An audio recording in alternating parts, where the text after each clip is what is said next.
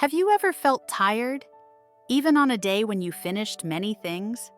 Have you ever looked at your to-do list and thought, why am I always busy? Why can't I slow down, even for a moment? Maybe you know this feeling. You wake up, and your mind starts running. You move from one task to another. You answer messages, clean your space, plan the next thing, and then the next. Your day is full, but somehow your heart feels a little empty. Many people in the world feel this. They feel pressure to always move, always work, always show they are doing something.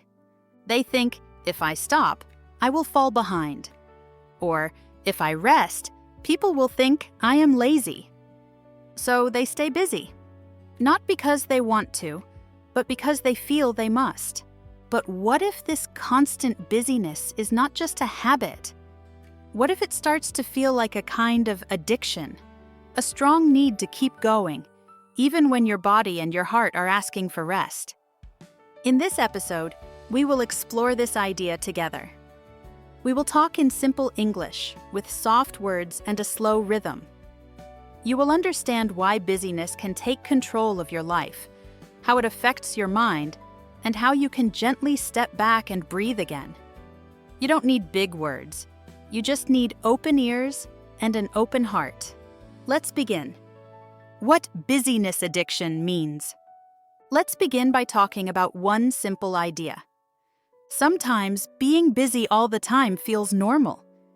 It feels like this is just life.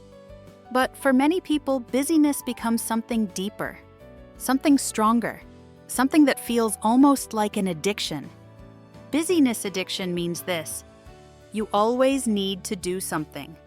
You feel uncomfortable when you stop. When you rest, you feel guilty, like you are doing something wrong. When you slow down, you feel nervous, like you are missing something important, so you push yourself. You continue moving. You continue working. You continue filling every minute. Many people connect their value with their busyness. They believe, if I am busy, I am important. If I do many things, people will respect me. If I stay busy, I won't feel lonely or afraid. These thoughts grow quietly inside the mind, and they make it hard to rest. But let's look at this with a soft heart. Sometimes busyness is not about work at all. Sometimes busyness is a way to hide our feelings. It is easier to stay busy than to sit with sadness. It is easier to stay busy than to face fear. It is easier to stay busy than to look at our life and ask, what do I really want? To help you understand this idea, imagine a small story. There is a man who walks every day with a big, heavy backpack. He never takes it off. Every morning, he puts more and more rocks inside. Someone asks him, why do you carry so many rocks? He answers, I don't know. I just feel I must. One day he becomes too tired to keep walking. He finally opens the backpack. He looks inside. He sees that many rocks are not needed. Some are old fears. Some are other people's expectations. Some are things he picked up without thinking. He slowly takes the rocks out. He stands up again. He feels lighter. He walks with ease for the first time in many years. We are all a little like this man. We carry emotional rocks, fear, pressure, expectations. And sometimes we keep ourselves busy so we don't have to feel the weight of those rocks. When we understand this, something important happens. We start to see our busyness with gentle eyes. We start to realize we don't have to carry everything. We don't have to fill every minute. We don't have to rush through our days. This is the first step. Seeing the truth. Understanding the pattern. Learning that busyness is not always strength. Sometimes it is a quiet cry for rest. And once you see it, you can begin to change it, slowly and softly. This is the meaning of busyness addiction. And now we can go deeper into why it happens. Let's continue. Why we become addicted to busyness. Now let's talk about a deeper question. Why do so many people become addicted to being busy? Why is it so hard to stop? Why does silence feel strange? Why does rest feel wrong? A simple answer is this: our brain likes the feeling of finishing things. When we complete a task, even a small one, our brain gives us a tiny, happy feeling. This is a small chemical in the body that makes us feel good for a moment. So we want that feeling again, and again, and again. We start to chase it. We do more and more tasks because each one gives us a quick reward. But this is only the outside reason. There is also an emotional reason, a deeper reason. Many people stay busy because stopping feels uncomfortable. When they stop, their mind becomes louder. They start to think about their fears. They think about their future. They think about their life. And sometimes these thoughts are scary, so they move, they work, they fill their day. Because movement feels safer than thinking. Busyness becomes a shield, protecting them from emotions they don't want to feel. Let me tell you a small story to show this. There is a woman named Anna. Every morning she wakes up, but she does not breathe slowly. She picks up her phone. She checks messages. She checks the news. She checks her schedule. Her mind starts running before her feet touch the floor. She eats her breakfast quickly, not tasting anything. She gets ready fast. She goes to work fast. She answers people fast. She cleans fast. She plans fast. Her whole day is fast. Her whole day is full. But inside, she feels empty. At night, she lies in bed. She looks at the ceiling. She feels something strange in her heart. She says softly to herself, "I did many things today, but I did not really live today."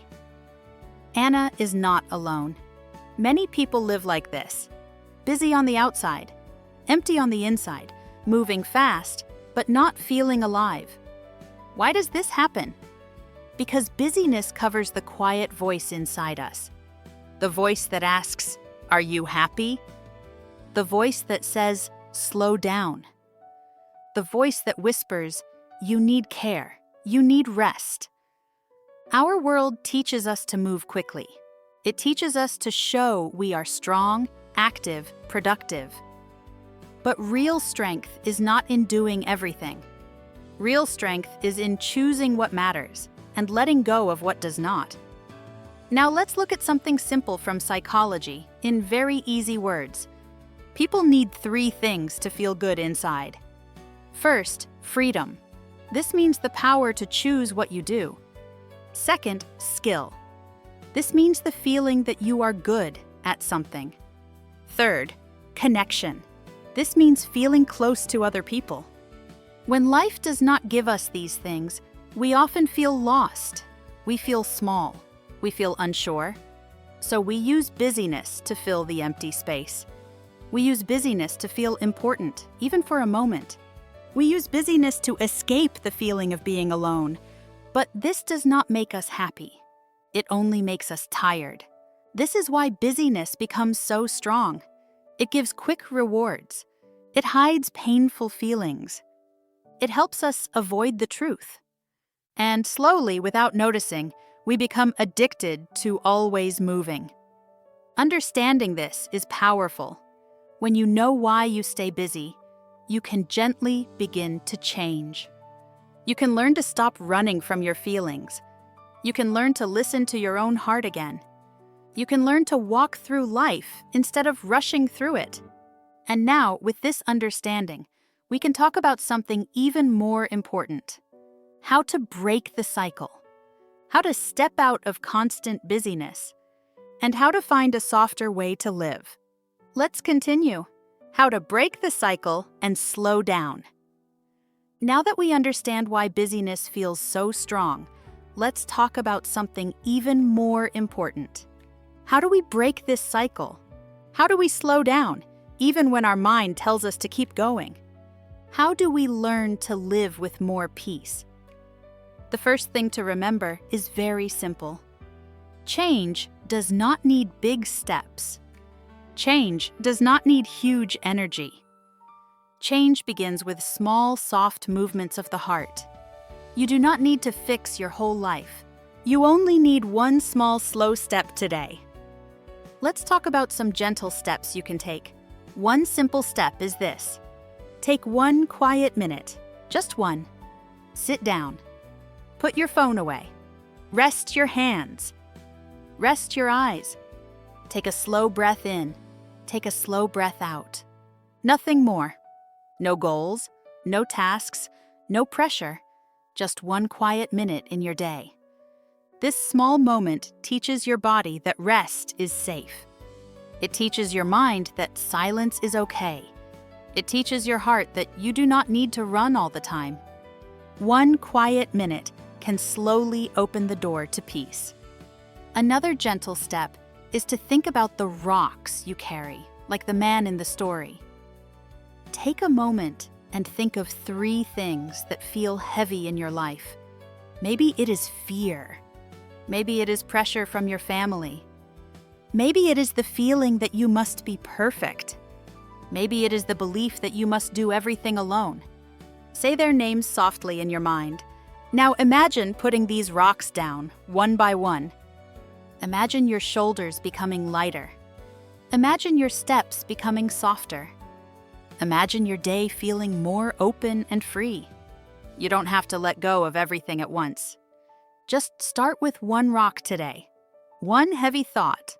One unrealistic expectation. One pressure that you don't need anymore. Another step is this. Choose, don't chase. Many people chase tasks. They move fast, trying to do everything. They say yes to everything. They fill their time so much that they forget what they really want. But strong people choose. They choose what matters.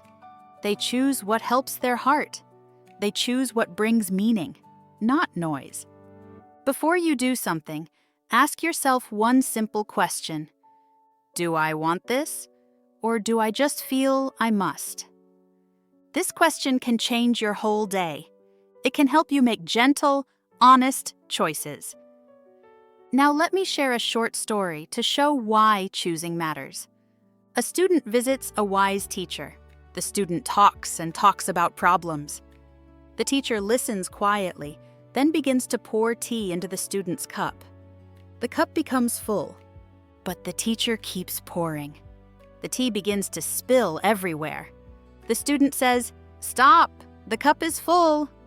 The teacher smiles and says, "You are like this cup, too full. Nothing new can come in. To learn, you must make space." This story teaches a simple truth. When your life is too full, nothing peaceful can enter. When your mind is too full, you cannot feel calm. When your heart is too full, you cannot hear your own voice. To grow, you must make space. Space to breathe, space to think, space to listen, space to rest, space to be human. When you begin to slow down, you may feel a little strange at first. That is normal. Your brain is used to moving fast. Your body is used to stress. Your heart is used to carrying too much.